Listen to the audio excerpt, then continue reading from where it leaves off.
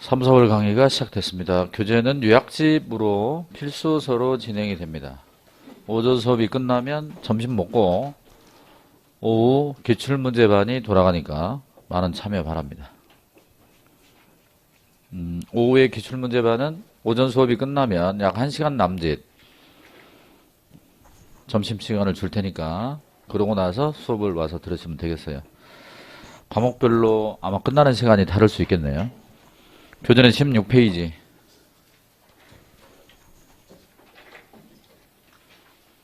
우리 과목은 크게 두 파트로 되어 있죠. 중개사법령 그리고 중개실무. 중개사법령에서 70%, 28문제가량의 출제가 되고 중개실무 파트에서 30%, 12문제가량의 출제가 됩니다. 우선은 이제 1편 우리가 진도를 나가는 거고 중개사법령 쪽이에요. 먼저 16쪽에 박스를 봐요. 법령의 구성. 먼저 첫 번째 칸에 공인중개사법이 있습니다. 공인중개사법 오른쪽으로 가면 법률이라고 되어 있죠. 법률의 동그라미. 법률은 국회에서 만들어진 거죠. 자, 둘째 칸에 보면 시행령의 동그라미. 이게 중개사법 시행령입니다. 그러니까 중개사법을 시행하기 위해서 대통령이 만든 법이에요. 오른쪽에 대통령령의 동그라미.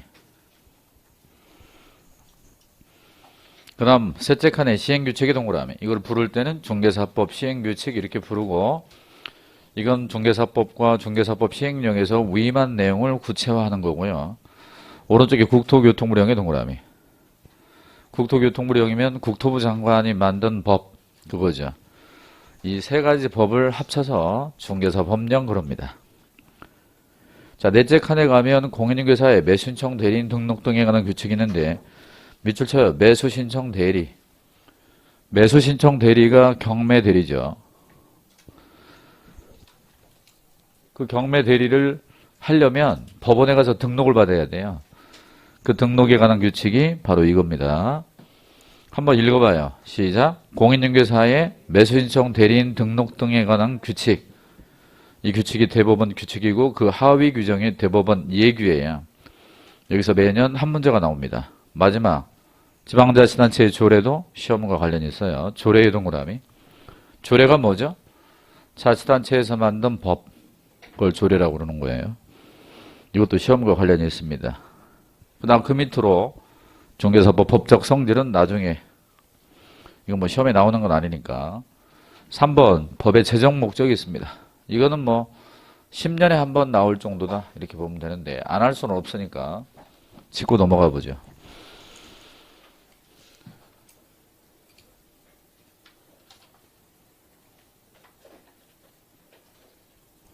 자, 여러분 교재로 볼까요? 동그라미 1번. 이 법은 공인중개사의 업무에 관한 사항을 정하여 정동그라미 규정한다 그 말입니다. 그러니까 개공이 뭐 설명을 한다든가 할 때 뭘 설명하고 계약서를 쓸 때는 뭘 써야 되고 도장을 찍을 때는 어떤 도장으로 찍고 그리고 몇 년간 보관해야 되고 이런 것들을 다 정해놔요. 그렇게 되면 공인중개사의 전문성이 올라가죠. 전문성을 높인다. 전 동그라미. 자, 그럼으로써 3번 부동산 중개업을 건전하게 발전 육성시키는데 중개업의 중동그라미. 자, 부동산업이에요? 부동산 중개업이에요? 부동산업이 넓어요? 부동산 중개업이 넓어요? 부동산업이 넓죠. 그러니까 부동산업은 이렇게 넓단 말입니다. 그 안에 부동산 개발, 부동산 금융, 부동산 컨설팅, 분양 대행, 뭐 부동산 중개업. 근데 우리 법은 부동산업 전체를 규제할 수 없죠. 조문이 51개 조문밖에 안 되니까. 그래서 부동산 중개업을 육성하는 거지 부동산업 전체가 아닙니다. 부동산 관련 법이 많잖아요. 국토법, 주택법, 건축법 많잖아요. 도시개발법, 도시민 주거환경 정비법. 그것 다 부동산 관련 법이지 뭐. 근데 우리 중개사법은 중개업을 육성하는 거예요. 그다음 4번 국민경제에 이바지 한대요. 나는 믿을 수 없는데 아무튼 국민경제에 이바지 한대요. 그래서 국동그라미. 따라합니다. 정전 중국. 따라서 하기 싫으면 미리 얘기해. 다시 정전 중국. 정전이 중국에 많다. 중국에 정전이 많아.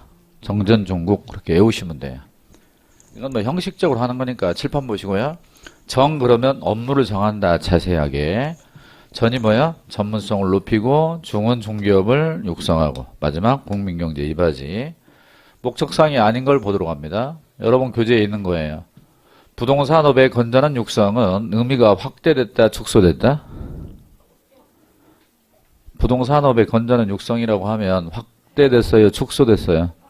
확대됐죠. 오늘 집에 4시에 가기로 해. 자, 부동산 중개업이에요, 부동산 거래업이야? 중개업이죠. 정신 차리고. 거래업이 잘못됐다 그 말이야. 거래라는 게 뭐예요? 샀다 팔았다 하는 겁니다. 매매하는 거죠. 바꾸면 뭐야?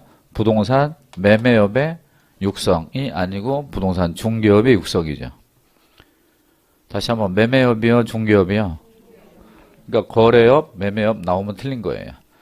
부동산 투기 억제 없습니다. 거래 질서 없고요. 국민의 재산권 보호 없습니다.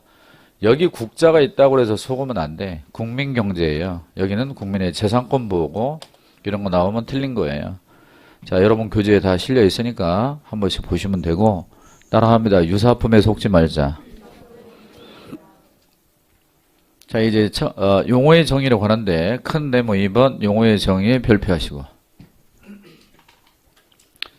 무조건 한 문제 이상 나온다 이렇게 보시면 돼요. 칠판 보고 용어 정리를 한번 하겠습니다. 먼저 우리가 공부할 때 가장 많이 등장하는 용어가 중개인데 부동산을 소개하는 게 중개입니다. 직업 소개 아니에요.